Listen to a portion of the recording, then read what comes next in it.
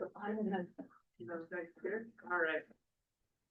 Okay, I'm calling the meeting to order at 9:30 on Monday, January 26th. Thanks everyone for making the trek out in the cold and the snow. And to see you all here. I'll start the agenda off with a completion and acceptance of agenda. So folks, that are changes. No movement to accept. Moved by Commissioner Lehman, seconded by Commissioner Hopkins, and all in favor. And carries. Any disclosures of pecuniary interest? Seeing none, moving along. And approval of minutes from November 17th, 2025.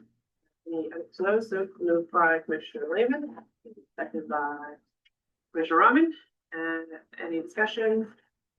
All in favor?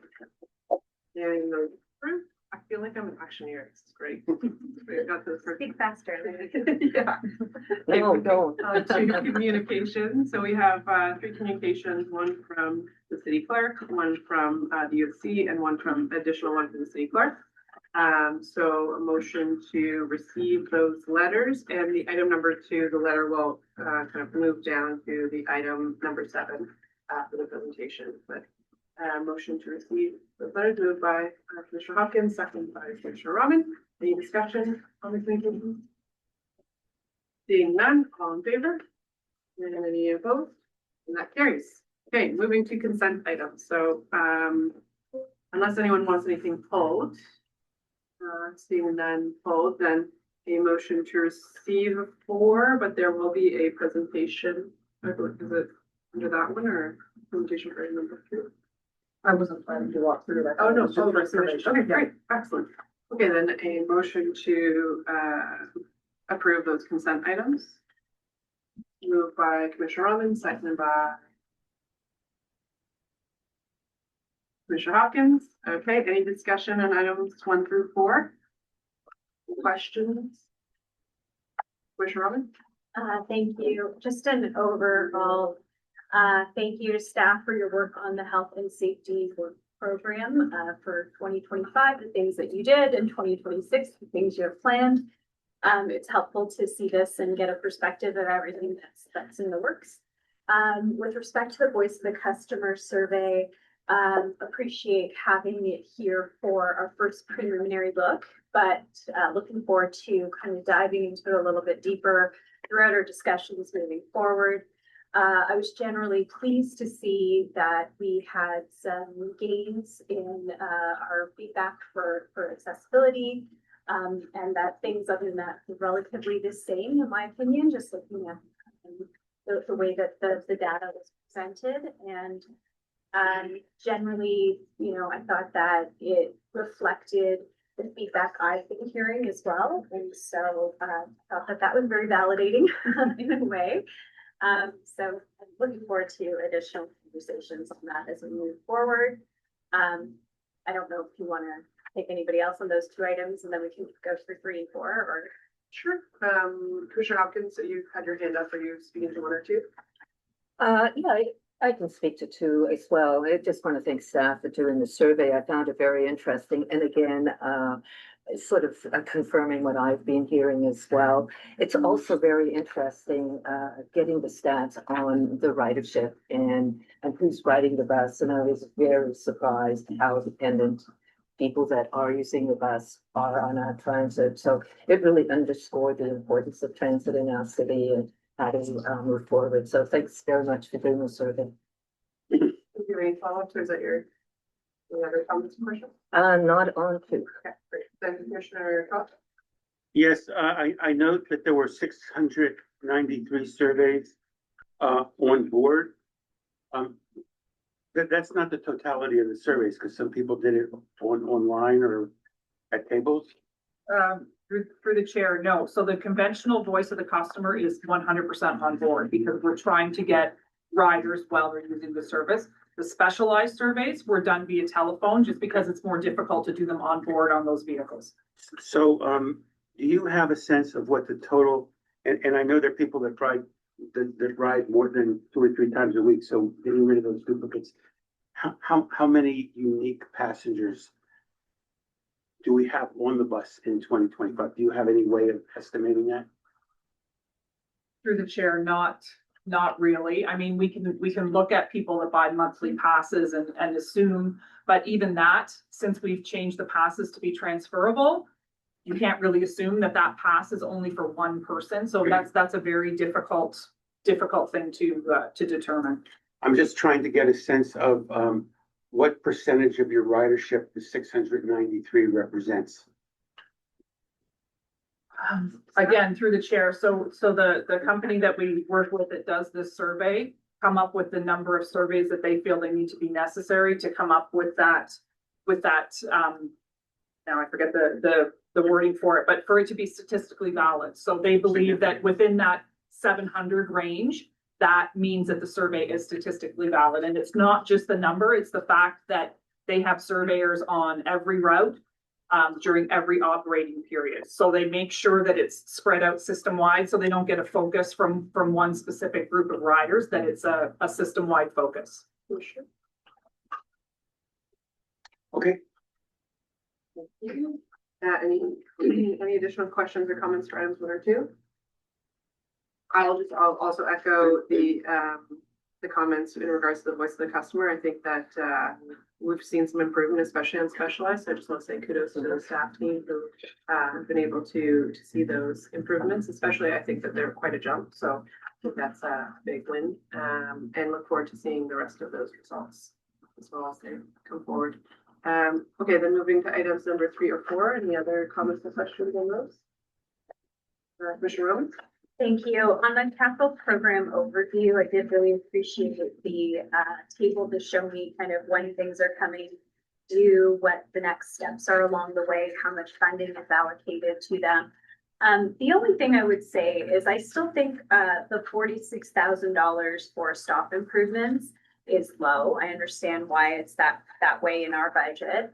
I'm just wondering, with the assessment growth ask, will we have some additional funding going there since we will remove stops? Through the chair, when we prepare like business cases like that, we assume that the costs associated with that are included within that budget. So this is just the standard, what's already in place, or if we're doing a reroute within our service plan. And it's important to note on that one, that program is funded 100% through the LTC capital reserve. So there's no money from the city that is supporting that. That's not to say that we couldn't spend more in one year than another. It would just mean a bigger hit to that reserve. But essentially that's been approximately what we've been spending in order to implement the service plans that we've been moving forward with. So that's really where that budget number comes from. Yeah. And I could add that in recent years with ISIP or PTIP funding, a number of projects have been used, i.e. the shelter, like the shelters, with lights and then the poles and so we've had some other funding for those programs as well. Yeah, just to follow up, that's helpful. I think for me, what I'm hoping to see is that as construction's rolling out across the city, in some of the construction projects, there is money associated with shelter improvements. In others, there isn't. And I would like to see some additional spending in those areas. Specifically, I know for my ward, again, an area that doesn't have a lot of transit, when we're doing major improvements like along the Sunningdale corridor where we have stops, looking at stop improvements, because we've had some pretty big challenges in those areas with people being able to access stops. Thank you for those comments. Do you recall? Just, through the chair, just a comment. One of the items in the work program is a review of our stop standards, and we will be doing that in conjunction with the City of London, but part of that will share those results. And essentially one of the big things we're looking at is a larger cement pad. I mean, that seems to be the standard that we're seeing in other municipalities. So once that's finalized, obviously that would be shared with the city. And again, the expectation is then when they're doing that kind of major construction, that's part of the infrastructure that they're putting back as they complete that project. So that is on the work plan for 2026. Great. Commissioner Hawkins? Yeah, on report number 3, first of all, thank you for the summary. I found it very easy to read and very understanding to the complexity of all these projects. So there's a lot going on. I do have maybe a question around the zero emission bus pilot. program, and I guess it relates to the funding. So where are we? And how concerned should we, given that we've got this on our plate, that where's the funding and where's the security going forward? Through the chair. So when council originally approved that program, it was back when the Zero Emission Transit Fund, the federal fund, was in place, and that would cover up to 50% of the cost. So the assumption at the time was council set aside 50% of the funding and the other 50 would come from that fund. Unfortunately, that fund was oversubscribed. It's now been shut down. It doesn't exist anymore. So we've always talked about the fact that we have to identify somewhere different. Right now, we have identified in the new Canadian Permanent Transit Fund, we've identified that program as one of the ones that we may utilize that funding for. Noting that London is looking like they'll get around $10 million a year from that program. So, so the expectation is that we could utilize that. There is still talks ongoing though with respect to the changes that have been made to the Canadian Permanent Transit Fund, and our understanding is there still will be, in addition to the baseline, application type funding programs. So we may also apply for that, and then that will save the baseline for other things. So there's a couple of things there, but we hope, we anticipate that when we do finally come forward with a recommendation to move forward with the purchase, that we'll have that funding piece worked out. The other piece is that budget was based on a pilot of 10 buses, up to 5 depot chargers and 1 opportunity charger. The numbers can always also be adjusted to fit within the budget that we've got, because essentially we just need a group of buses to get out on the road to start doing some testing. Good to know, thank you. Any other comments or questions for item 3 or 4? All right, seeing none, then we already have a mover and a seconder, so all in favor of consent items, any opposed? Okay, that's good. Moving on to items for direction. So first we have the 2025 work program review and 2026 work program review. Motions.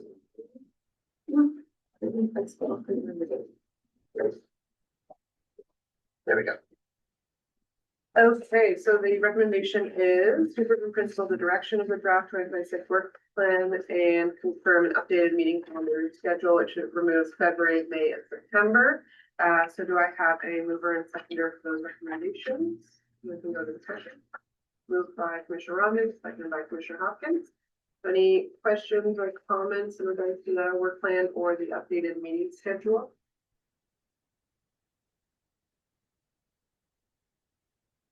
Okay. No.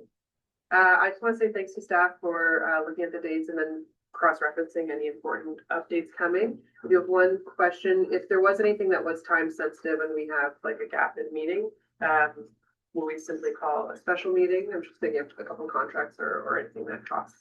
Yes, through the chair. If there's something that can't wait or doesn't fit, we would reach out and look at a call of the chair type of special meeting for just that topic. Great. Okay, that's awesome. And I think, yeah, our meetings have been running fairly efficiently, so it'd be nice to give everyone some time to do other work. Okay, well then we've got that moved and seconded, so then I'll call all in favor. And any opposed? So that carries. And I look forward to, looks like a lot of work. Big chart. Big Gantt. Big Gantt chart. Good. Okay, then moving on to item 6, 2027 bus replacement and rapid transit East Lake bus orders. There are 3 recommendations from staff there to approve the purchase of the 2027 replacement bus requirements, approve the purchase of 9 60-foot buses required for the launch of East Lake, and to direct administration to issue the requisite purchase orders for the 26 buses. Can you get a mover and seconder for those? And then we can go to comments and questions. Moved by Commissioner Robbins, seconded by Commissioner Lehman. Any comments or questions on those items? Yes, Commissioner Robbins. Just in follow-up to the timeline for ordering buses, we're saying 12 to 18 months right now. Is that still kind of what we're looking at, or any closer to 12 or any closer to 18 or? Through the chair, this quote that we got from New Flyer indicated 18. So that's what we're using at this point. you know, can things shift? Absolutely, but I would say over the last number of years, they Never shifted. coming closer. to Yeah, full. they've shifted longer, not shorter. So I wouldn't want to suggest anything shorter than 18 months. And in effect, it will probably be something longer. So we'll still be able to meet our timelines if, let's say, we're delayed, if it's pushed out further than 18 months, would we be able to meet the timeline to be able to get everything? Well, certainly that's something that we continue to monitor, and the way this process works is once we issue the purchase order, New Flyer will confirm a schedule for us as to line entry, so when they start building the buses or when they plan to start building the buses. And then we get regular updates whether or not that's being impacted. So we obviously monitor that. If it looks like, in this case, in terms of our plan, our 2027, they're replacement buses. So they're not growth buses. Right. These are just replacements. So, you know, if we look at this past year in September, we had a bit of a hiccup because they all kind of came at the same time.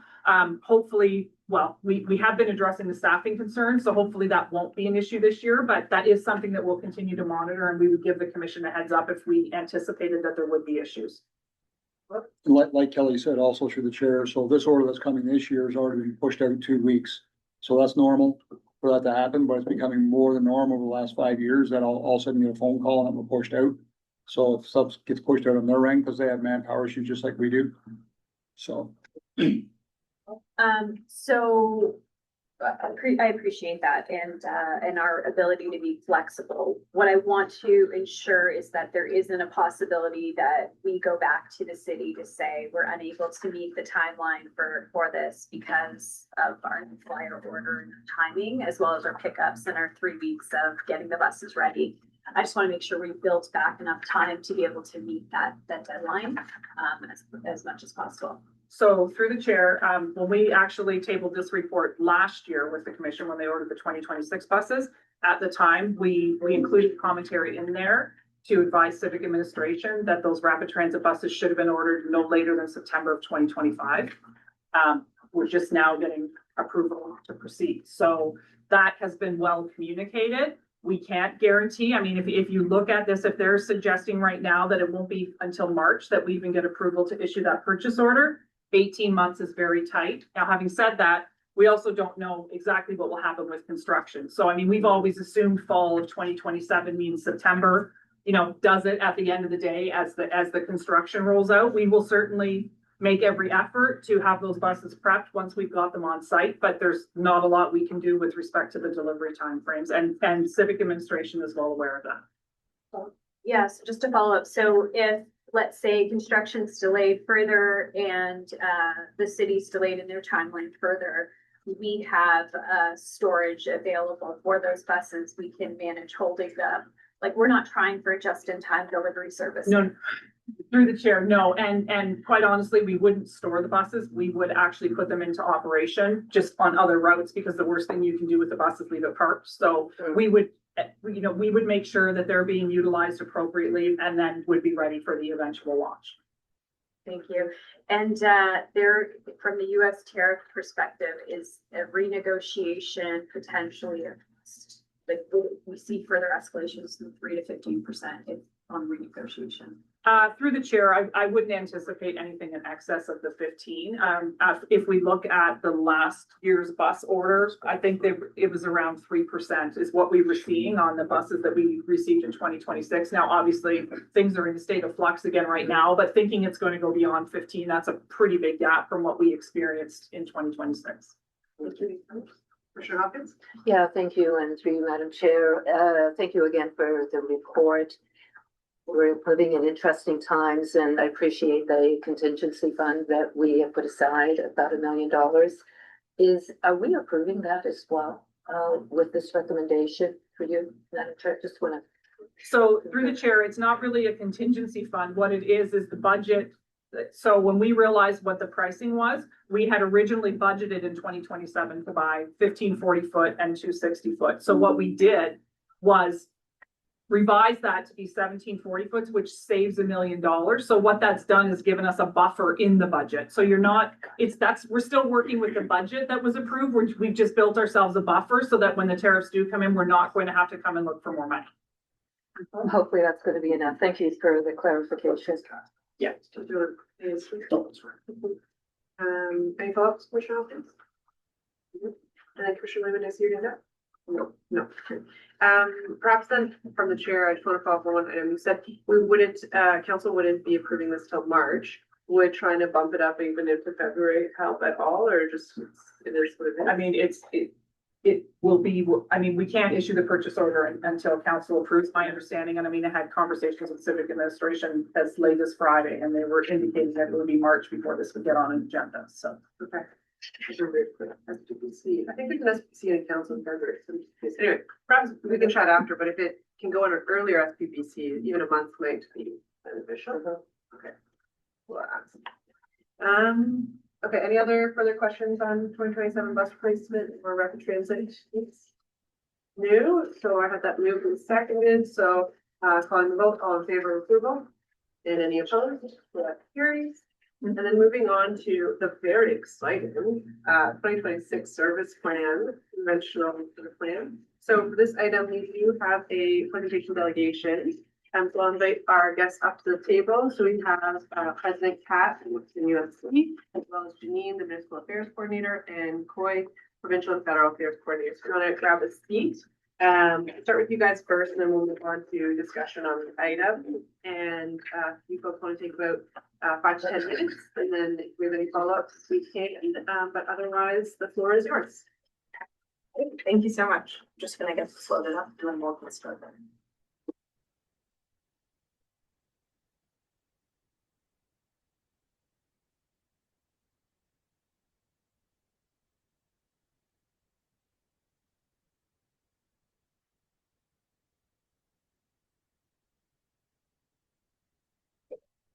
So good morning, Chair Frank, Vice Chair Bauman, Commissioners, and office staff.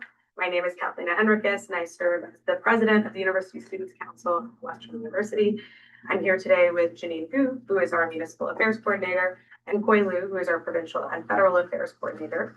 On behalf of the 37,000 students we represent across Western, Huron, and Kings, thank you for the opportunity to delegate on behalf of London Student Body.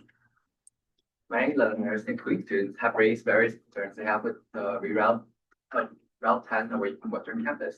This includes significant transfer wait times heading from campus to South End and giving strain to remaining routes that service Western from Western to Masonville, causing overcrowding and a general decrease in ability in London transit system. The result was that many learners have to leave earlier than the usual schedule to get to work, to class, to errands, and other commitments they have as members of the London community. The USC would like to thank the FCC staff for the time and effort for the last few months in detailing the deliberation of each option to alleviate the concerns of the Route 10 change. After careful consideration, the USC would recommend that the Commission approve the motion for extension of Route 127 to Westmount Mall with reduced frequency. The extension of the Route 127 would provide a single bus ride to and from the South End to Western campus, effectively eliminating the hour-long transfer wait time. Currently, many commuters are experiencing this long wait time in harsh winter conditions, which hinder their journey home. The LTC staff have indicated that it can be accommodated with the existing budget without an additional investment. Other alternatives would require further deferral and resources, delaying the actualization of restoring connectivity from the South End to Western campus.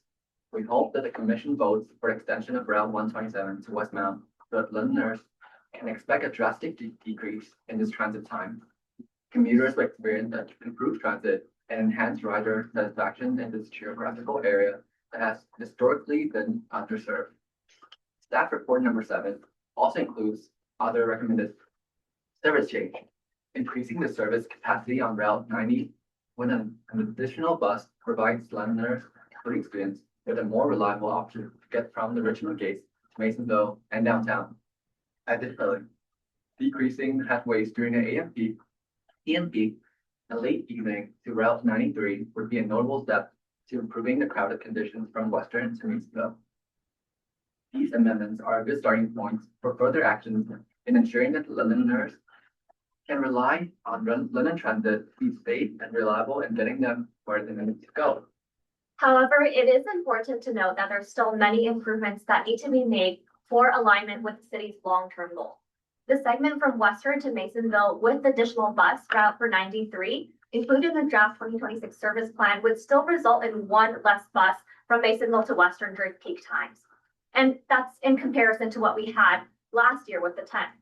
Enrollment at Western has increased, yet service has not proportionally increased for LTC's largest and growing user group, students. Also, during last year's service plan review, the LTC deemed Route 36 as having insufficient demand to warrant the same improvement as the one being currently suggested. This is confusing as there has been no indication of increased demand in comparison to last year. As the LTC previously noted, a system-wide approach analyzing demand for service is necessary. Consequently, the LTC should ensure that it uses the system-wide approach, considering demand, growth, and financial stakes to match the implementation pace of its investments and service changes accordingly. Specifically, we would advise against the deferrals outlined in Table 2 of Staff Report Number 7. The deferred frequency increases and service plan extensions would bring about many benefits, some of which are outlined in the rationale section of the report.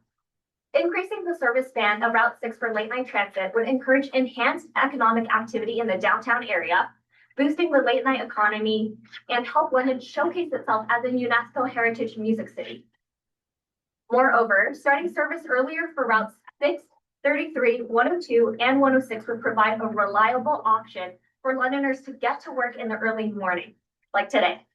For example, London's life science sector is a cluster of target sector identified in LEDC's 2021-2025 strategic plan that employs over 21,000 people. And that would greatly benefit from having these routes available as early morning transit options. Furthermore, implementing these amendments instead of deferring will advance the city in achieving its goal of becoming one of Canada's greenest cities from the London Plan. More buses at higher frequencies provides a dependable alternative to personal vehicles. However, the USC does understand that under the current structure and capacity of the given operating budget, the LTC may find it difficult to promptly materialize the suggested service changes. Therefore, considering that it is in the best interest for Londoners to access a more comprehensible and reliable transit network, we are disappointed that the city has lacked in investing in the LTC per the last budget update in December 2025. The USC strongly urges the city to increase its investments and allocate more funding for LTC's operating budget in the coming year. Overall, we respectfully urge Commission to vote for the extension of Route 127 to Westmount to promptly eliminate the hour-long transfer wait time, and for the city to increase the LTC's operating budget as soon as possible so that Londoners can access better transit without any further delay. Thank you for your time. Wonderful. Thank you very much. And thanks for making the time to come down here this morning and for your continued advocacy and participation in this process. So for now, I think if there are any comments or questions, and then after that, I will be going to Ms. Burns to go over the 5-year service plan, just so that might answer some of folks' questions before we turn to debate on the item. But I see Commissioner Rahman and Commissioner Trosso for questions or comments. Just after we finish the presentation, just would like to. Sure, definitely. Commissioner Trosso. Yes, thank you very much for that presentation. I thought the part that said extend the 127 to Westmont Mall was very clear. What I'd like a little bit more clarification on, if you could provide it, is what you said about Table 2 and the deferrals. Are you asking for the entire table to be removed, or are there certain items on there that would be the priority to the lead that could be included in the motion? Through the chair. So we obviously would like for the entire table to not be deferred, as these groups really impact a lot of Londoners, including our students. However, we do understand that with the current budget, it is not possible to have this happen. We will take whatever we can get because our students need more transit, more reliably, more efficiently at all hours of the day to get home safely. Because right now, as you know, London is the #1 city for ride hailing after 1 a.m. And so we would like our students to have London Transit as a dependable option, so they don't need to go into cars with strangers and experience unsafe conditions. So we will take whatever we can get. Thank you. Commissioner Trossel? Oh, yes, that's helpful. All right, so, seeing no, oh, yeah, Commissioner Rowe? Thank you, sorry. So first, thanks for the presentation. Do you have any more specifics on the ride hailing data? Is it broken down by hours? So we, every year we receive that information, in a more like general sense. So every year we're contacted by media. I believe is the third year in a row, that London has been specifically, listed as the #1, city for like Uber in the late night hours. So that's like the post 1 a.m. In North America. So we don't have any more specific data from Uber or Lyft or any of the comparable ride sharing services, but what they have shared with us is that we are the #1 destination, I guess, for rideshare providers after the 1 a.m. Commissioner Rowe? Thank you. So it's been a long time since I've been to a bar after 1 a.m. But I wasn't about to leave early. So what I don't understand is extending service until 1 a.m. How does that really, to me, it would require me to change my behavior Yeah, in order so to take the bus. I think the So why biggest would that benefit change my for, behavior? I think the biggest benefit for our students is like, we do have students who are leaving before 1 a.m. But also there's so much more to the downtown than just like the late night activity. We have a lot of students who work kind of like closing shifts at local restaurants and late night shifts in particular. And so that's something that we hear from students a lot, that like they aren't able to get back from work. Like in that kind of like late night period, even between like 11 and or midnight and 1 a.m. And even that because of dynamic pricing with like rideshare services, prices go up significantly even before 1 a.m. And so our students who are like not necessarily like at the bars, but are still in the downtown area participating, are unable to, access affordable transit or any kind of mobility options to get home from their shifts. And just adding on to that, the other perspective of it as well is students are staying very late on campus to study. And another issue is not being able to get home. And I can speak to this personally because I live in Ward 4 and I live right by Victoria Park, and I find it very difficult to get home. I'm in engineering, so I have a full course load, very busy all the time. And so sometimes when I have multiple midterms in a row, I do need to stay until, for example, 12 a.m. to study for my midterm. However, I cannot afford, like Kat mentioned, the dynamic pricing to Uber back. And so I often find myself very troubled because I cannot get home. And that's an issue. Commissioner Rowe? Thank you. Yes, I think that that's a more cogent argument than talking just about the ride sharing perspective, because I understand I have a lot of residents who tell me that it's difficult to get home from work because of not having late night service, so I can appreciate that. I'll look to speak to that item once we bring that up later as well. Great. Any final comments or questions for our delegates before moving to a staff presentation? Okay, seeing none, then thank you very much for coming. If you guys want to move back into the gallery seating, we will be debating the item after the staff presentation. Again, appreciate your work here. Thank you. Thank you. Okay, Ms. Burns, I'm gonna pop it over to you if you want to walk us through this. And there are copies of the presentation back there if you're. All right. So when developing the 5-year service plan implementation strategy, the final network design at the end of the 5-year horizon is the ultimate goal, and then broken down into implementation framework by year. The map shows the proposed network at the end of 2029, should all of the changes in the 5-year service plan be implemented. The 2025 to 2029 plan includes many changes that are reliant on others to create the overall system-wide impact intended by the plan at the end of the 5-year period. Given the approved budget of 18,000 hours on an annual basis, the annual plans must be incremental in nature in order to achieve the ultimate goal of the 5-year plan. Proposed changes in a given year have been grouped together to ensure that a change to routing alignment on one route does not negatively impact an area without a plan for service coverage. In addition to the proposed changes for the 5-year period, the plan also includes a list of outstanding requests, recommendations for service improvements that would not fit into the available hours. These total 115,408 annualized hours. The next slide. Through the 5-year service planning process, 3 key priorities were established to prioritize the service changes proposed over the period. 1, improve the experience of the existing transit users. These changes invest in service already in place to make sure the conventional transit service is running on time and that buses are not too crowded. This means adding capacity where there are already challenges in the network. It also means prioritizing service hours for specialized transit and making more resources available during the busiest times of the day and week. Second, preparing the conventional network for the rapid transit.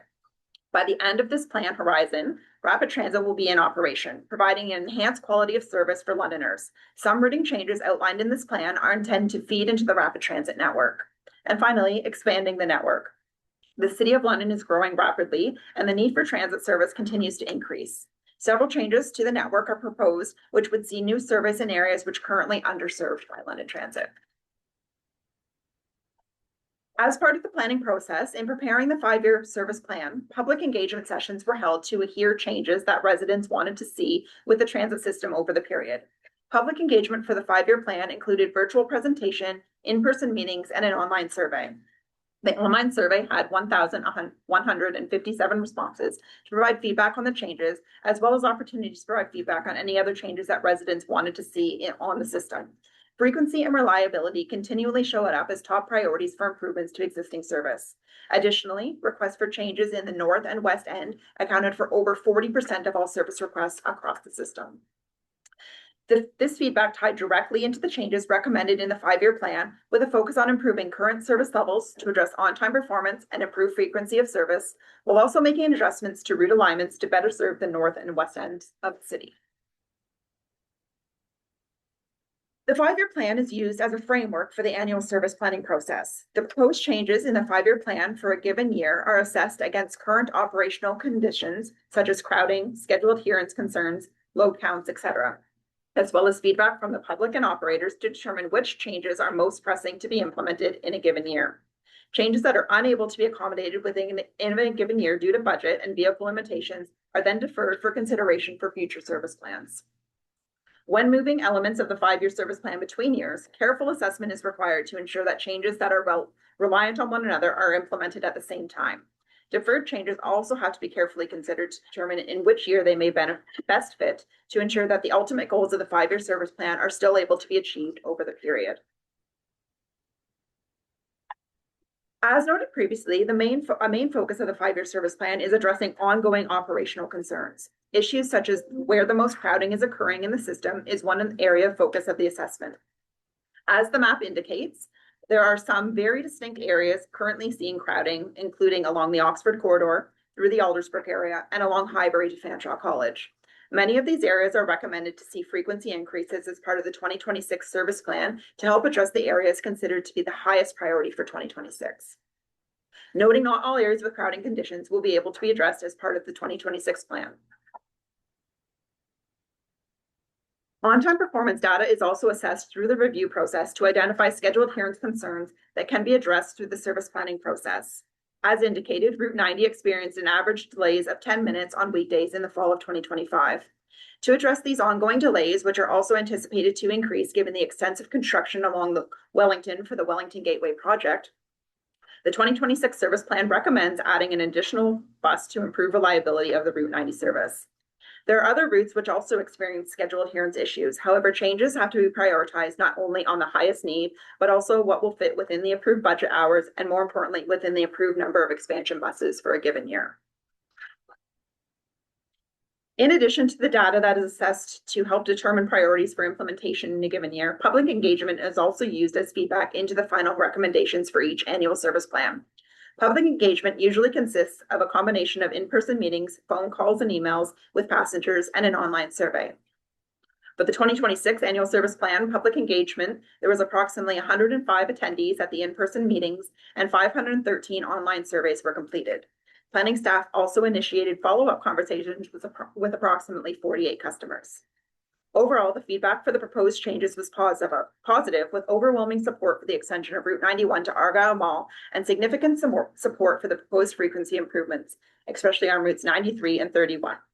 Reliability improvements on Route 90 were also highly ranked. Taking all of the inputs into account, including the 5-year service plan framework, ongoing operational concerns, operator feedback, and public engagement, final recommendations are then determined.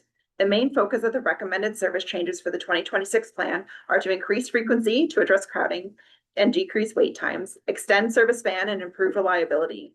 These changes are recommended as part of the plan and have been deemed the highest priority changes for implementation in 2026. As part of the 2025 service plan, changes were made to routing alignment of Route 10 to extend the route north of Sarnia along Wonderland to Fanshawe Park Road, ultimately terminating at Masonville Place. This removed service on Route 10 to Western University.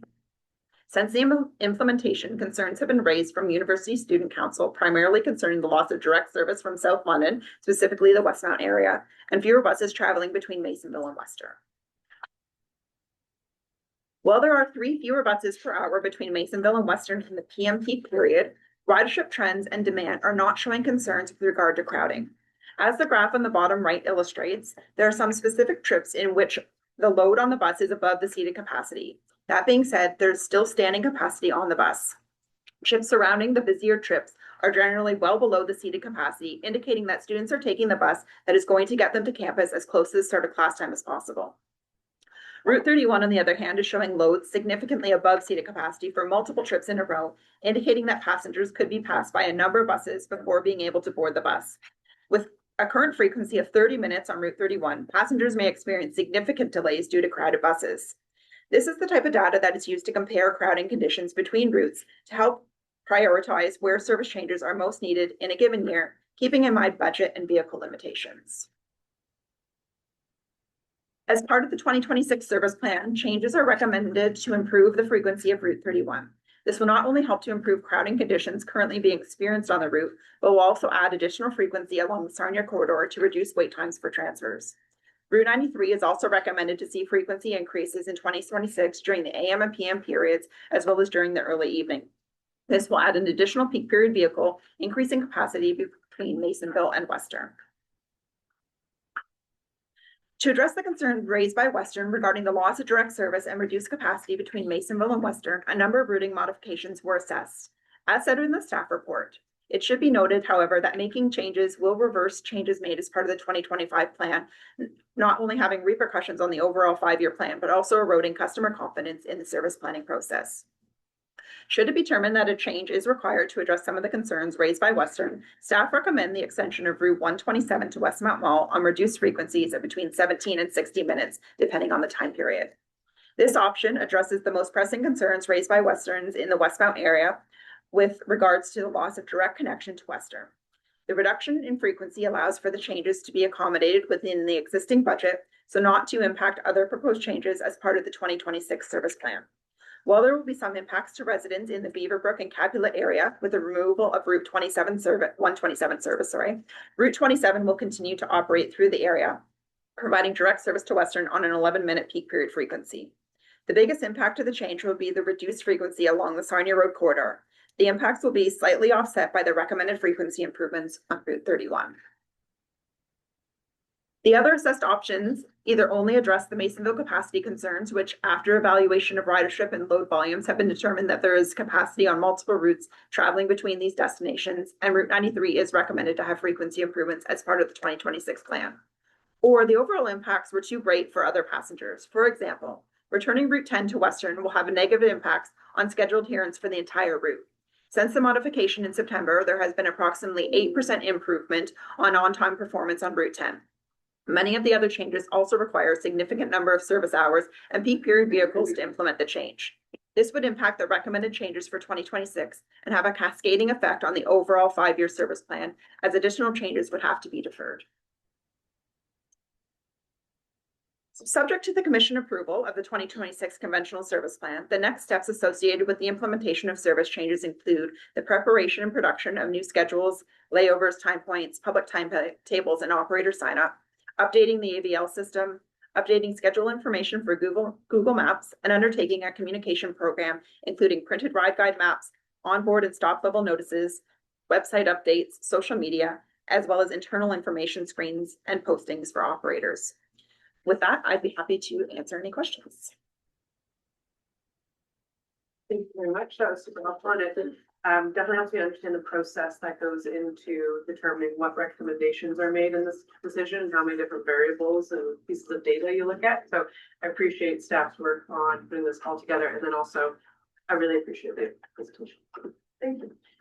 Any questions for Ms. Burns before we move on today?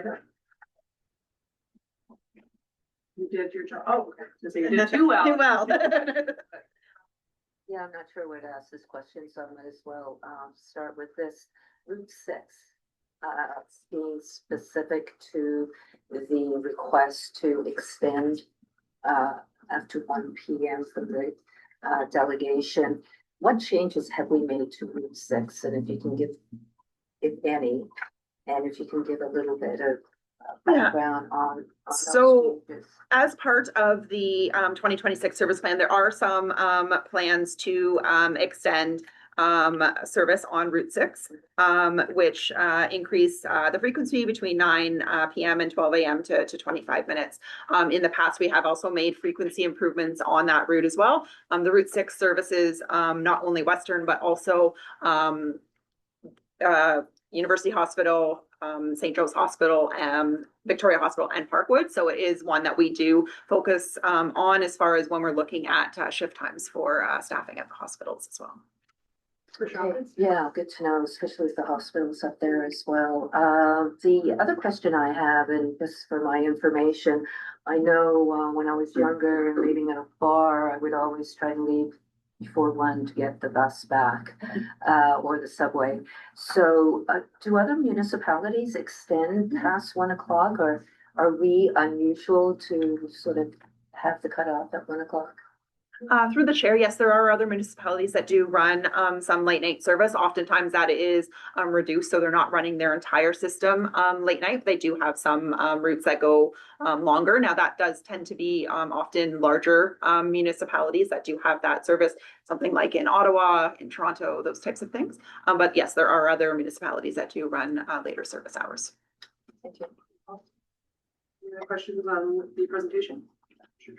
I just want to focus more specifically on Route 6 and the implications of extending the service until 1 a.m. That would not involve changing any routes.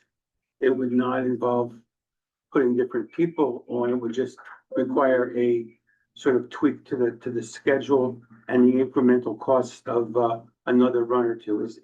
Do I have that right, or am I missing something? Yep, that's correct. It would also require us to through our planning process, reschedule how the run goes, just so that we are in keeping with the amount of hours that an operator can drive. But yes, there would not be any changes to the actual route. It would just run a longer. And I am concerned about the welfare of the drivers and their hours, and I want to make sure that doesn't become a trade-off to this, but you'd be able to schedule around that? Yes, through the chair, we do already have other routes that run until 1 a.m. So this would just be an additional route that would run later into the evening. And I'm not sure through the chair or through the vice chair what motion is coming up, but if the table 2 Route 6 1 hour, I would hope that that's something that we can address during this meeting, because it seems as if that is not the type of change that's going to frustrate other riders on other routes. Just through the chair, if you're looking at the recommendations, extend weekday service to 1 a.m. is one of the recommendations. So that wouldn't be something in addition to what was already being recommended. So this is 26 changes. what I'm talking about does not even have to be addressed because you're already doing it. Well, As long- if it gets Yeah, approved, yes. so if it gets approved, the Route 6 extending the service to 1 a.m. during the weekday, there is Saturday extend service until 1 a.m. from midnight, 104 service hours. That is not currently included in the approved list. It's on the deferred list. So Saturday would be not the one. So I want to highlight that. Okay, so you'd have Monday through Friday extended until 1, but Saturday would be Until midnight. shut down. And in your review of the work schedules at the hospital, those work schedules include Saturday shifts, right? Yeah, through the chair, they do include Saturday shifts. When we were going through all of the changes, we just had to prioritize. We only had so much budget to be allocated. And through our evaluation of where we're seeing the ridership, also what we heard through the customer surveys and talking to people at the in-person meetings, the change on Saturday was one of the lowest priorities amongst all of the people that we spoke to, as well as when we're looking at ridership trends. So that's why that one was determined to be deferred, just based on the fact that it doesn't fit within the current budget. Not saying that it's not warranted to have an extension on Saturday, it just couldn't fit within the current budget that we have. No, nothing else on that. Any final questions on the implementation, Commissioner Lehman? Yeah, I'm fine with recommendations. I'm just curious, why do we have a 5-year service plan not coinciding with the city's 4-year budget? Through the chair, we actually do. So we've shifted everything back in the with the previous commission to now set off on we create our 5-year plan once the city's strategic plan is completed. So we've realigned everything. We just have an extra buffer year in there to allow continuity so that we're not stuck in a holding pattern every election waiting for council to complete the strategic plan. That would be that year would be our final year of the next plan, but we would be starting the consultation of the next 5-year plan as soon as council completes their strategic plan. So it's just to allow us that kind of 1 year of continuity so that we're not stuck in that holding pattern every 4 years when there's an election. All right. Yeah, 3-year chair. So the city has a 4-year span, but this is a 5-year span. Are you saying essentially like the next one will be 28, I believe, is that correct? This one goes from 25 to 29. So the city Technically. next year, 4-year budget was 2028, is that correct? Right. Yeah, and that will go to 32. And so you're saying, well, so this will go into 29. But it's like a leap year, like eventually you keep adding a year, you get out of whack, right? Through the chair, I mean, there's something that we can always adjust. The other piece, the other reason that we realigned everything is in the past, we had done plans when we weren't aware of what our eventual budget allocation would be. So then we had grand plans that we communicated and then find out we don't have the hours. So that was the other rationale for the reason for this change to go into 2025 is we wanted to wait until the multi-year budget was confirmed. Right. And then we essentially worked towards those 18,000 hours that we knew. However, we, as Katie indicated, we've also got that holding list. So we still have a list of all the extra things that, people have requested and things that we'd like to do. They just can't be accommodated. So it was really an exercise in us trying to realign. And quite honestly, from my perspective, and Katie certainly jump in, if you try to shrink that service plan, to 3 years, I think you almost need that vision of kind of what are we trying to achieve over the next 5 years, unless you're putting in, 20, 40,000 hours a year and trying to fix a whole bunch of things. With the incremental changes that we've got, you need that 5-year period to be able to actually get to what that outcome is. So again, there's nothing written in stone that it has to be 5 years. That's just the approach that we've traditionally used. Sure. Yeah, through you, Chair. So there is some accommodation to adjust to the 4-year city plan. I guess as long as from your perspective, you're satisfied that, the funding that you're looking for in a 5-year plan is properly coming through the city's 4-year budget plan without, I want to deal in reality, right? So it's great to have 5-year plans, 5-year plans, 5-year plans, and funding isn't there. You're constantly having to adjust on the fly, I guess. And adjusting the 5-year plan, I suppose, to meet the approved budget, right? So through the chair, but that is why we've got that kind of that holding list that Katie talked about, the 150,000 hours or whatever it is. So, and I mean, quite honestly, that's what we drew on when we created the assessment growth business case. So all of that work has been done and those extra things are prioritized in the event that, next council decides in the next multi-year budget to increase those hours, then we can fast track things and revisit things in that holding list. So the 18,000 was just based on what we knew. And then we've got that holding list that we can continue to draw on should things change. Right. Okay, any final questions on the service plan, or sorry, the presentation?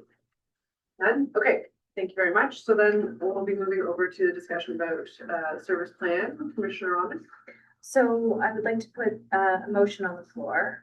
I'd like to move the recommended items that were provided in the attached report, but I want to add J to that. J would be realign Route 127 to continue to West Mount Mall and adjust the frequency to 25 minutes in the weekday AM peak, 17 minutes in the weekday PM peak, 35 minutes in the weekday early evening, 60 minutes in the weekday late evening, and 30 minutes weekend daytime period, and 60 minutes during the weekend nighttime periods. Great. And for clarification for other commissioners, that's the first item that staff Yes. recommended to deal with. Okay, is there a seconder for that motion? Commissioner Hopkins? Great, okay, any questions, comments, discussion on that? Do you want to speak here? Yes, please. So I would say one, thank you to USC for the ongoing discussion and advocacy that's been provided on this topic. I really do appreciate the thoroughness that and the amount of input you've had in this discussion.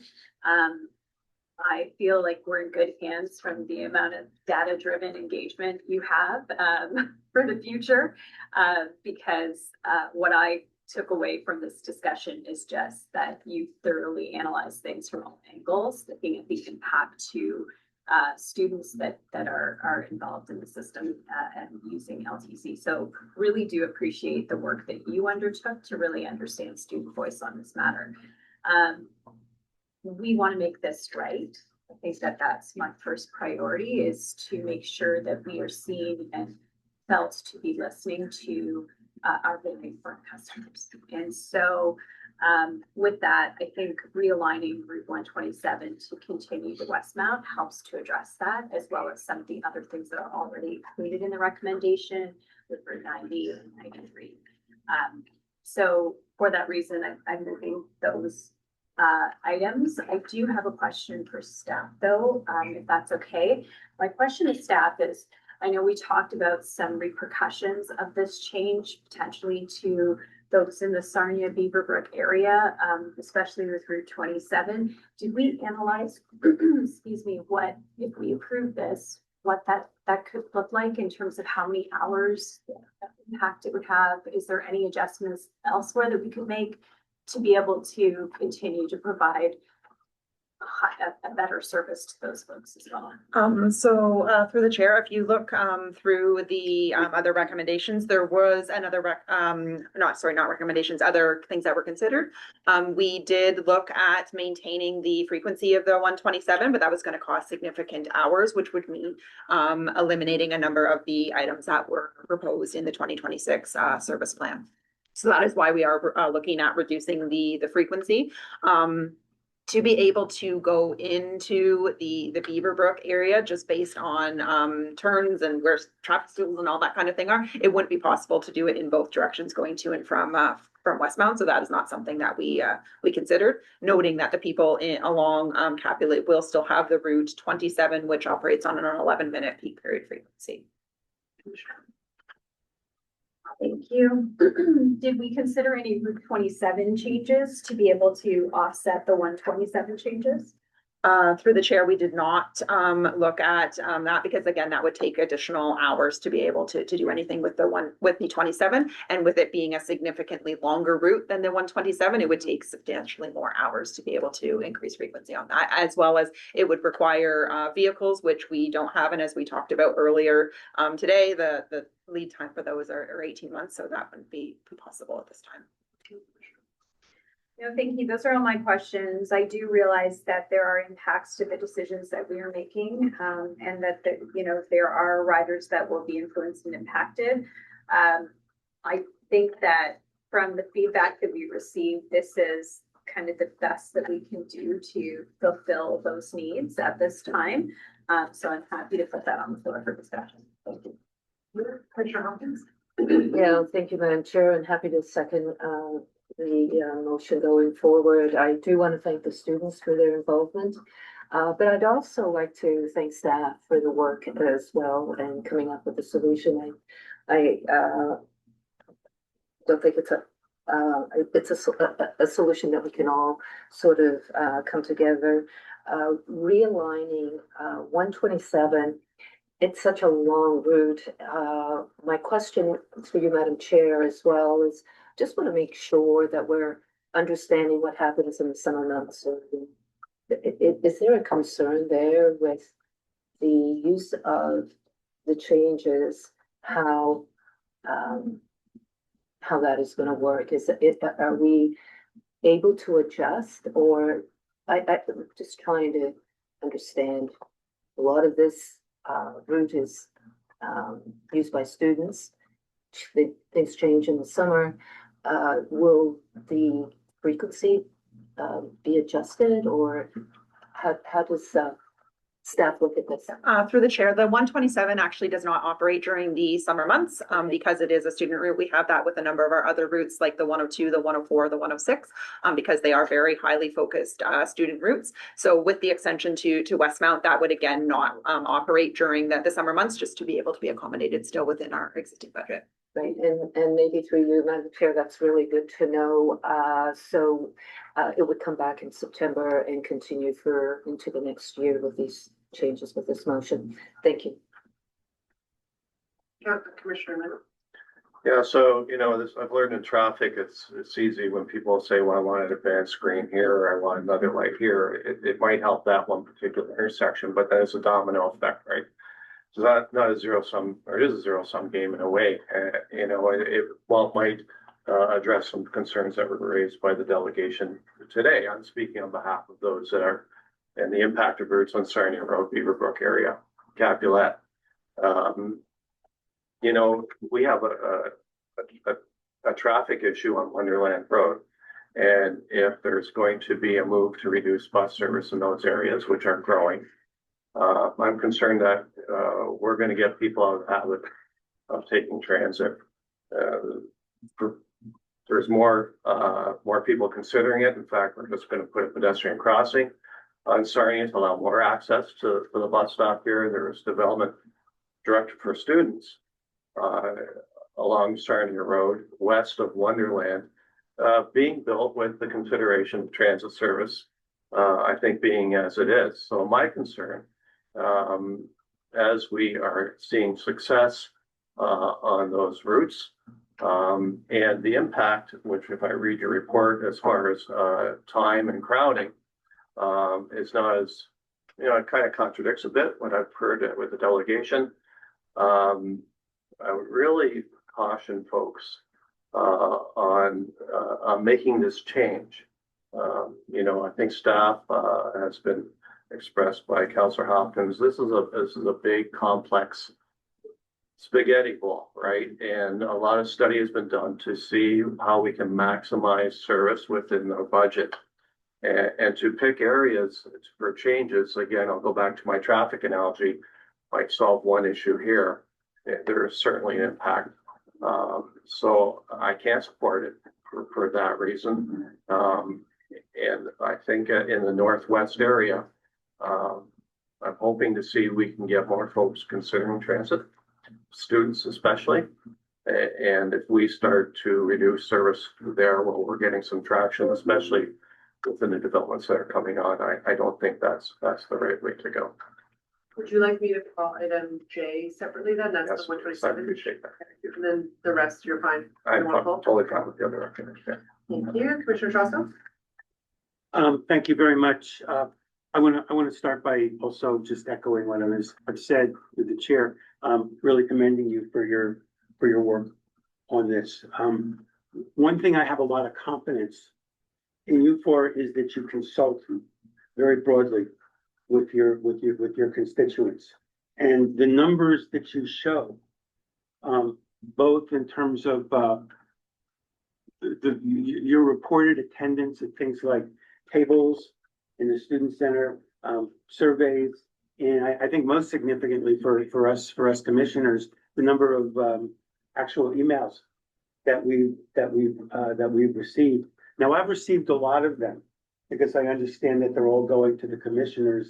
They're only going to the ward counselors if you're not on, the commission. I also have a lot of your, I have a lot of, students in my ward, so, I was very impressed with the work that you did on this. At the same time, I'm also very impressed and I want to thank staff for coming up with some accommodation. Now, this is not everything that I would like to see, but I think it is a step forward. And I think that this has been done in a way that is not going to have negative disruptions to other parts of the system. And I should remind everybody, I'm also concerned about the Capulet, even though it's on the other side of Wonderland, I'm concerned about the Capulet and Beaverbrook community as well. So all in all, I'm in strong support of this motion. I want to thank Commissioner Rahman for bringing this forward. And I think that if there are negative implications elsewhere in the system, we can come back and adjust that. I mean, we do operate on 5-year plans. But we have to be flexible in terms of being willing to constantly meet our service delivery in order to best meet people's needs. And I think we're doing that. So all in all, I think this is a positive development. And I just want to thank everybody who is part of it. Now, I'll certainly be voting yes on this. I'm not going to make any further amendments. For sure.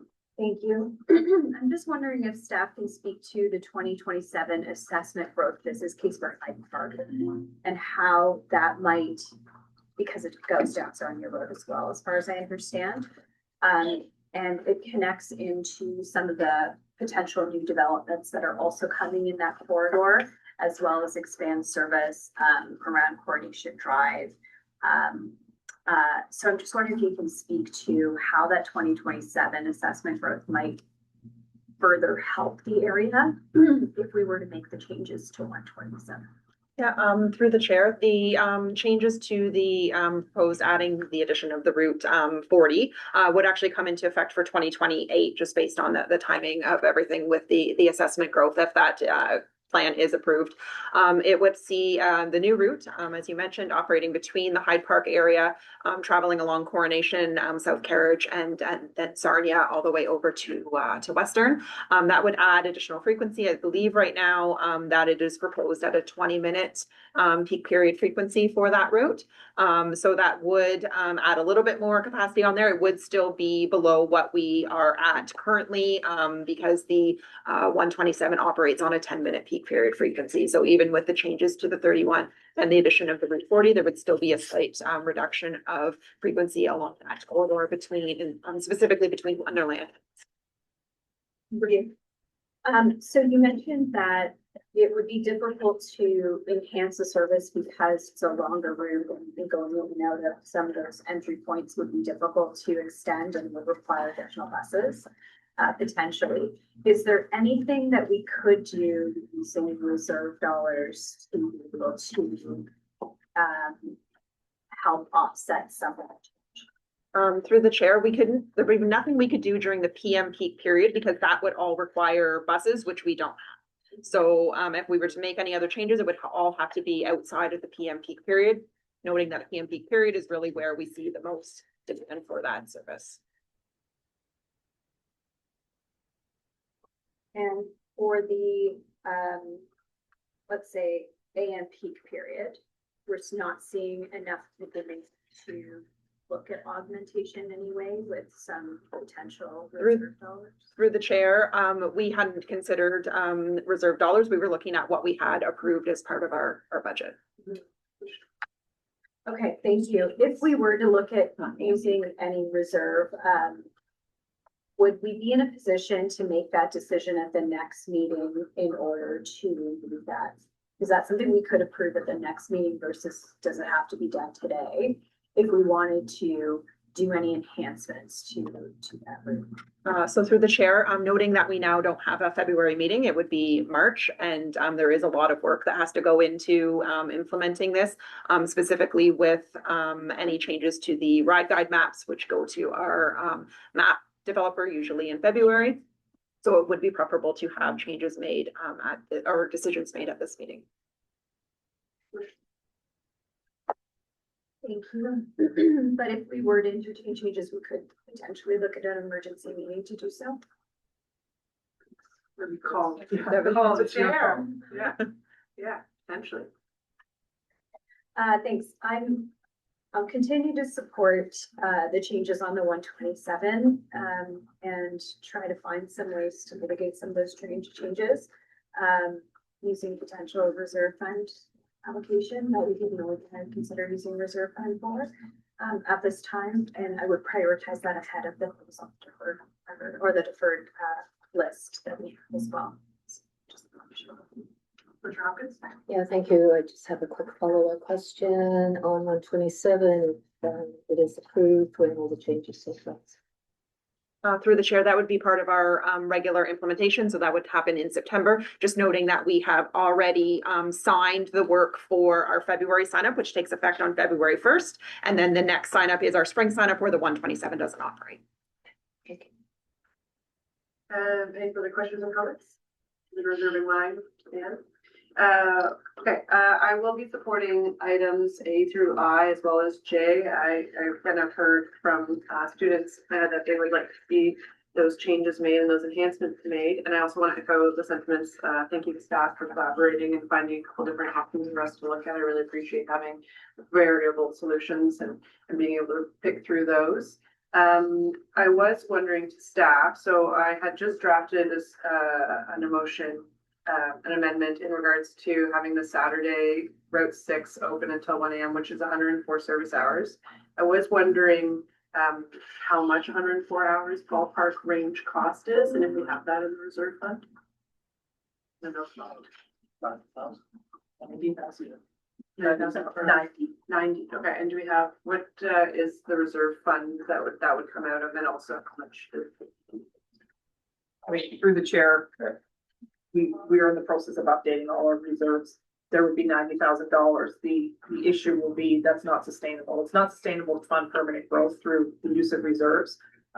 We'll recall we had this discussion when the commission added the 2,000 hours to this plan that's coming from reserves, but part of that piece was we'll update our 2027 budget ask to the city. So this would just be more of us going back within a multi-year budget to say, hey, we need more money. So that's the caution I would put out there is if we see what we've seen in previous budgets where we're all being asked to cut back and now we've implemented changes. If council doesn't approve that increase, that means those changes will be undone. Yeah, wearing the different hats, I totally understand that process. And the 2,000 hours that we did approve to go from 18,000 to 20,000, what was the ballpark cost of that? The 2,000 additional hours? Okay, sorry. Yeah. That's okay, that's okay. I'll have to look through our meeting minutes. Okay, great. So that being said, and do we have a ballpark for the reserve fund? I know we're updating, but is it like $2 or like 2 million? Through the chair, well, we have multiple reserve funds. That's why I'm saying we have a gas tax reserve fund. We've got a general operating reserve, which probably is where this would come from. It could also come from gas tax. We would have to take a look at which one makes the most sense. Okay, so those were those questions, and then, yeah, so I guess I had drafted it, and do you have copies? No? Okay, so like this. So I'd be willing to move an amendment in regards to Route 6 for the Saturday 1 a.m. So may I have to turn the chair? Yeah, okay, so I'm gonna turn the chair over to Vice Chair Rahman so that I can move a motion.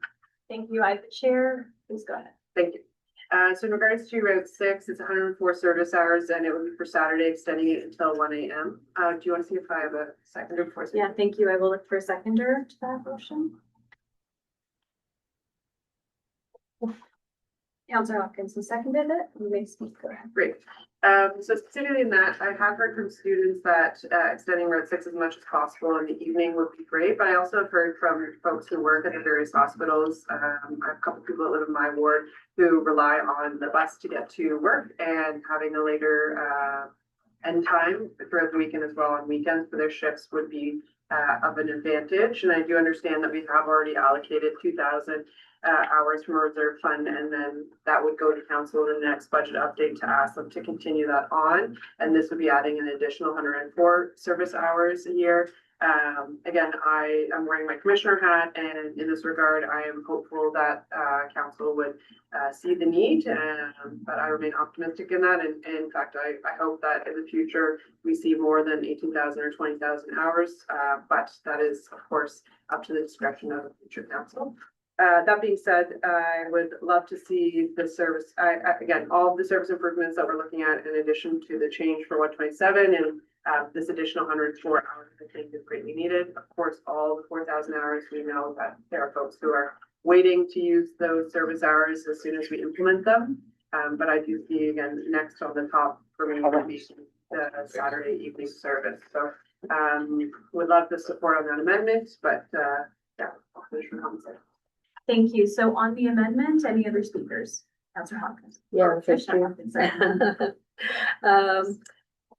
Just having a better understanding on our budget and where it's gonna come from, the 104 service hours, someone could just sort of help me understand. Through the chair, so in 2026, which would be only from September to December, really, so it wouldn't be a full year impact. It would be funded from a reserve based on this motion, and then part of our 2027 budget preparation, we would be looking to council to fund the 2,000 and then this additional 130 or whatever it is as part of the 2027 budget, which this group will receive in August.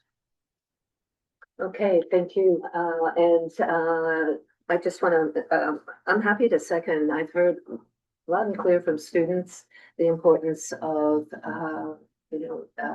being downtown Saturday evening. Obviously, it's important for students that are just working there. But I know we are going through the downtown plan as well, and how do we enhance and develop our downtown and make it more vibrant. So I'm very supportive of moving forward with this. Thank you. Any other speakers? Counselor Ling or Commissioner Ling, sir? Yeah, is it possible to, after we try this for a year, to get some sort of report back on the actual usage of that time? Is that maybe operation to get that? Through the chair, that's part of our annual planning process, even the maps that Ms. Burns presented. We look at ridership and how routes perform on everything that we put in, and we look to make adjustments if necessary. So that would be part of our regular process, that we would monitor all of the changes that are being recommended. Okay, so through you, Chair. Chair. Thank you. Do we need a specific wording to that effect to bring back to the commission? The usage of, that resulted, or is that just an understood thing? Through the chair, as part of the regular draft service plan process, we would have information regarding the implementation of the previous changes. Okay. And then putting my counselor hat on, that will go to, for permanent, we'll go into a budget request, and at which time consideration by council, I'm sure would go to, the student fees that are, which are included, that cover the cost, a portion of the cost of transit. So there might be that discussion at council.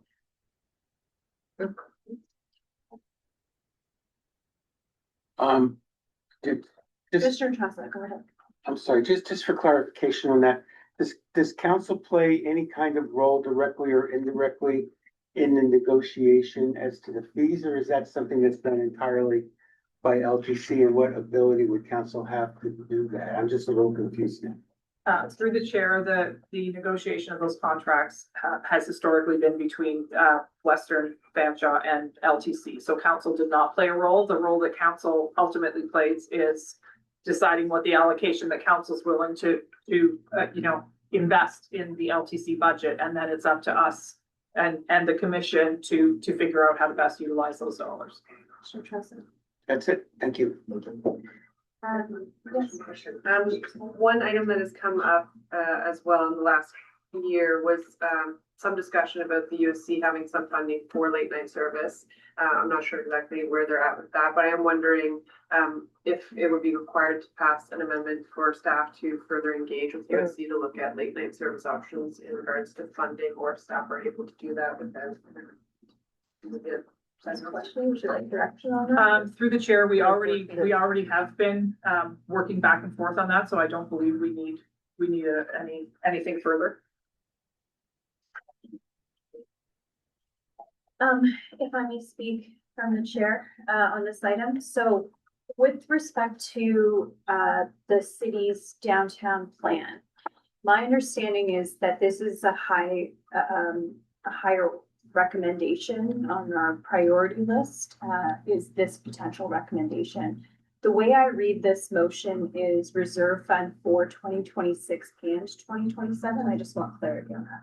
If I can speak to the motion, I just meant until council passes the next budget. So not all of 2027, but like it would be implemented September 2026, and then it would go into 2027 until the time the council approves the next budgets. Okay, thank you. So you mean until like April of 2027?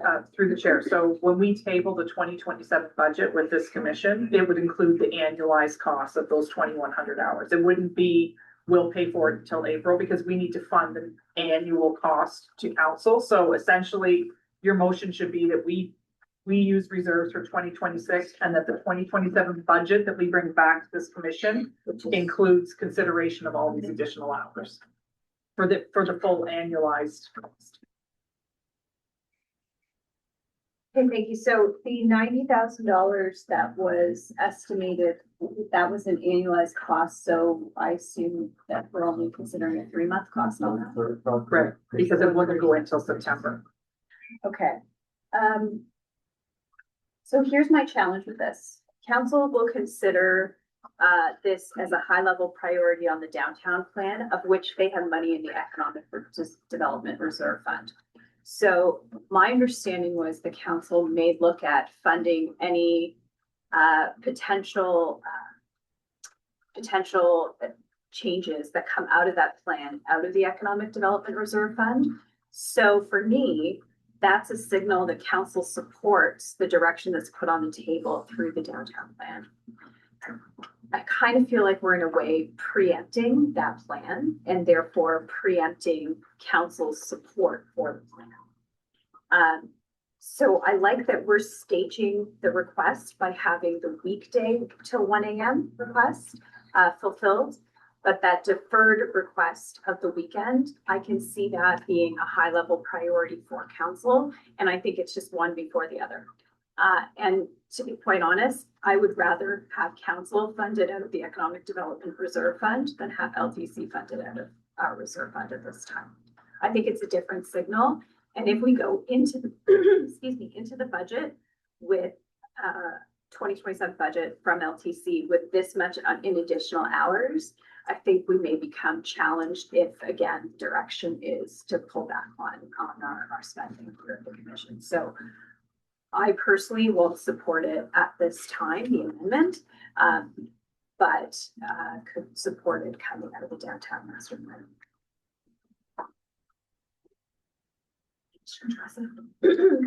To the chair or presiding officer or whoever. On the other hand, I think quite the opposite could be true. And passing this right now demonstrates that LTC is very much committed to hearing the feedback that we're getting from our community. And I think it would actually help us. And most certainly if the council sees fit to fund this incremental improvement out of the downtown money, which I think they will, that is just sort of a savings to us, and we can remove it from our budget. There's nothing in this motion today as amended that would preclude shifting the source of the funding should council see the value in terms of enhancing the downtown experience. So I don't think there's much risk here. I think it's a positive. And I think it's a good step, so I'll be supporting the amendment. I think I've already said that, so thank you. Any further speakers? Yeah, Commissioner? just one further question through you, presiding officers. When would this begin? Yeah. September of September. 26. Yeah. So by the time it gets to budget this spring, I guess, of 2020. Well, December, I guess, 2026, when we talk about 2027 budget, we wouldn't have a lot of data, correct? No. And if it was approved in the budget for 2027 by the city, or no, be it buried in your total ask.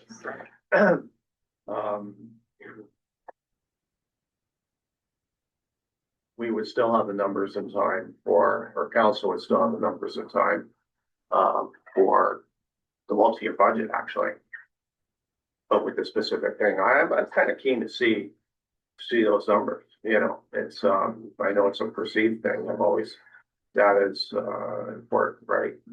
So it might be an opportunity to do a test run here, right, to see, to see how this is picked up by students, but also, as you mentioned, Chair Frank, those that employees that are using it past hours along average. So yeah, I'll be in favor of this.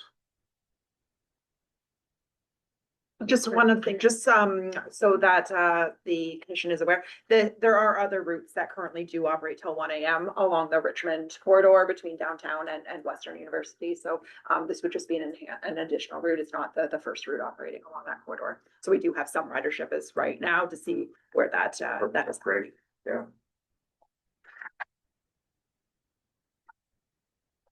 Any further speakers in this item? Okay, with that, I will look to call the vote. All in favor? Opposed? And that carries. I'll return the chair to you. Thank you. Appreciate you presiding for that matter. Okay, and so now we've got that amendment added. So we've got the staff recommendation A through I, the additional item of J for 127, and now I guess an additional item of K. So we voted on, pardon me, through the chair, we voted on the Route 6. I don't believe we had a vote on J. No, sorry, and then I'm just adding the amendment, so K has been added to the list, so then, unless there are any further amendments, I know that, there was a request to vote on J separately, the 127 one. Is there any further discussion or amendments on, items A through K? Yes. Thank you. So I would like to request that staff look to support any potential changes that we are making on the 127 with additional service enhancements that can be made within. Just trying to think of. I'm worried that with this change, the 127, I'm trying to figure out the year, sorry. It's going for changes. I'm just wondering if staff can bring us some potential low hanging fruit, minimal cost, potential ways to enhance service on the 27. The 27 in the city area that we were calculated, that area in Sarton Road, as well as or including on the 127 area said the frequency can't be improved. That's why now we're looking at the 27. So any of those changes that can be done using reserve dollars to a maximum of $50,000. Sorry, through the chair, just to be clear, the changes to the Route 27 would cost more than changes to the 127 because it is a longer route. So just keeping that in mind, if we are looking at any of those, that would be a higher cost than if we were to have improvements on just the 127, because the 27 also operates throughout the entirety of the year. It doesn't stop running in the spring, summer like the 127 does.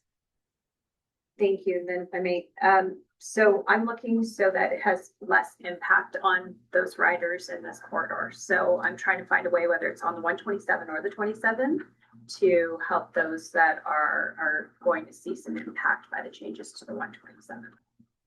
So if I can maybe ask a question, so 127 now won't do that loop.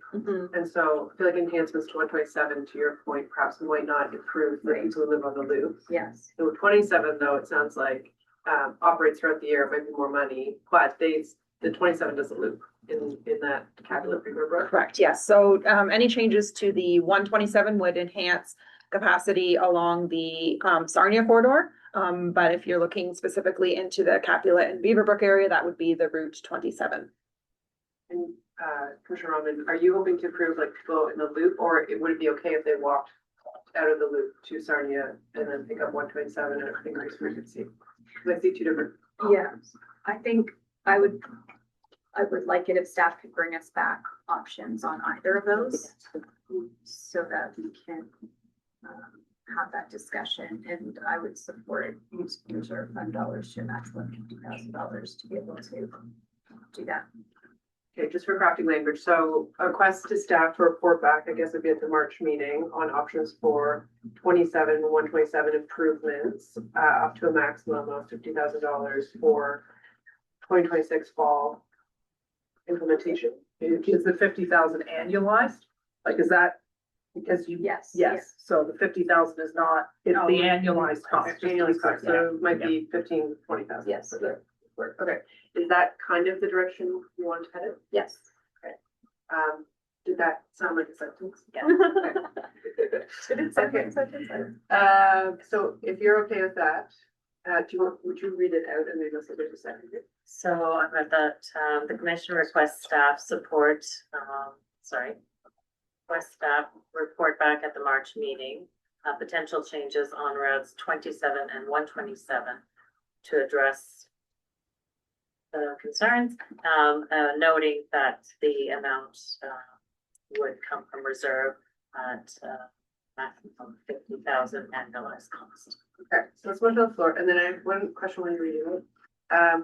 Would staff with that direction be able, I understand that if we, if you start to make the improvements as of March, it might be too late for implementation in September. What I'm understanding from Commissioner Rahman is you're trying to give staff the discretion that if they are able to find improvements between now and March using that budget, to do that at their discretion, but kind of to report back on the options in March, because you don't want to wait till March to make the decision. Okay, does that make sense for staff? It's giving you essentially 50,000 or annualized 50,000 to make some improvements if possible on those two roads. That makes sense. Sure. Noting that when we do come back in March, it's going to be a done deal. It's not going to be can you try this instead of this? Like, Yeah. because because we're running up against timeframes, right? That's the issue. Yeah. And okay, so that makes sense for folks. That makes sense to you, Commissioner. I guess I need a seconder before we have to keep debate. Is there a seconder for that? Commissioner Lehman. And now any questions, comments? Or do you want to speak to it? Sure. Commissioner Robinson, and then Thank you, and I appreciate the commission's indulgence on this, and I understand that, we're not fully baked on an idea here. But I do think it's important that we try to mitigate the changes that we're making on 127 in order to support USC's request and those students. I think what's important here is that we didn't have a time to go out for consultation on the change to the 127. So in order to address that, we have to try to do something to mitigate change. I trust that staff can look at this and maybe find some sort of solution that's potentially available to us to do some slight tweaks or modifications that may be available. And I think just having the authority to do that, so that we don't slow down the time for producing maps and getting everything else aligned as it needs to be, I think is the direction to head in at this time. And my hope is that when we start to talk about the additional hours that we just added into the motion on downtown, the city picks up that cost. This becomes part of our added submission in hours for this, and that it's supported because of all of the growth that we put in the north and northwest part of the city. Thank you. Yeah, I'll support it. My only comment is this, it just seems like an end around to our budget of service hours, so okay, we'll add service hours here, but we have to cut over here to do that. Well, now we're going back around, okay, we'll add those back in from reserve, so, you know. It's a report back, but, it's a bit of a slippery slope, you know, on this, because those are part, you know, you guys have made hard decisions on how to stay within those things, and okay, we'll cut here to service there, because service levels change throughout as the city grows, I get that. But I think that's dangerous waters that the commission gets into by, you know, well, we hear from these folks, they don't like it. It's like, you know, we hear things that the city does all day, the impact, local area that's impacted, but for the greater good, it's this, right? So, we have to weigh those things, but anyway, I'll support this. Thank you. I just wanted to, we will get a report back in March, but it will be implemented if this is approved up to that threshold. So I just want to clarify that. Yeah, I appreciate that, yeah. Commissioner Hopper? Yeah, thank you for that clarification, and that's where I'm sort of on the edge here, making these decisions that I'm not really clear on the consequences that we to be making here. We don't have to make a decision until really September when 127 is changed. So I'm not exactly sure why we're rushing this. I would have preferred a report back or some information back from staff as to what it would look like, but I do appreciate the commissioner's concern with the development and the business of the area. But I'm not to support it at this time. Thank you. So one of the reasons for bringing this forward at this time is just in follow-up to some communication I had with staff, just asking whether or not today was kind of our day to make these decisions because of the fact that there's a lot of work behind the scenes that you guys carry on to be able to make this all run efficiently and make sure everybody has that information as to the changes that are going to be made. So this was more about aligning those priorities so that staff are able to continue on with their work in order to be able to make these changes for September. Any other comments or questions? Otherwise, I do have a couple comments from the chair. I'm willing to support this at this time, given the time constraints, and I understand spending reserve funds to fund operational dollars is not a wise use of funds long term. And I'm personally only comfortable in doing that for the brief moment in time towards the end of this year. And I remain hopeful that council will see the value and hear from residents and constituents that there is incredible value in continuing to provide more service hours. We know it here, but I think, again, I'm hopeful that council will agree with us. And so that is one of the items I think I will put on my list of to-dos is continue to advocate to council that we require these service hours in order to provide a decent and reliable service. So I will support it this time, but I do note the concerns and the not great use of, well, I think it's great use of reserve funds, but it's not necessarily the purpose of reserve funds, and I acknowledge and recognize that. Those are my comments. So if I see none, then so I'm gonna then call A to I, which are the staff recommendations, as well as K, which is the approved amendment for routes. Oh wait, we haven't voted on this yet. Never mind. Sorry, I got ahead of myself.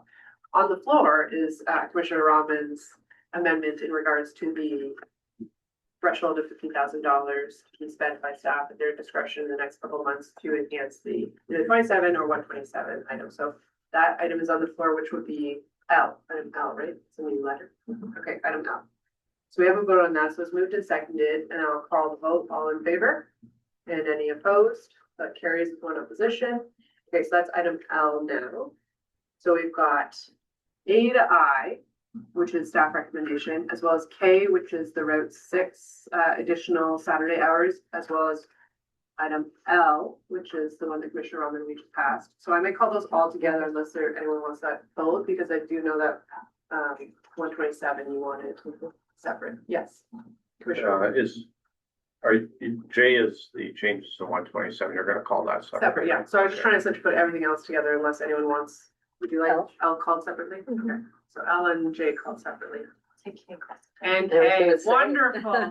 Okay, then that makes it easy. So we'll do A to I, unless there's anyone who wants to pull anything from that. Okay, so yeah, I don't need another word a second. Okay, so I'll be calling Ada I, so all in favor of that. Okay, any opposed? That carries. And then item J, which is the improvements, or sorry, the change to 127 to make it a full route. So item J, all in favor? And any opposed? No opposition.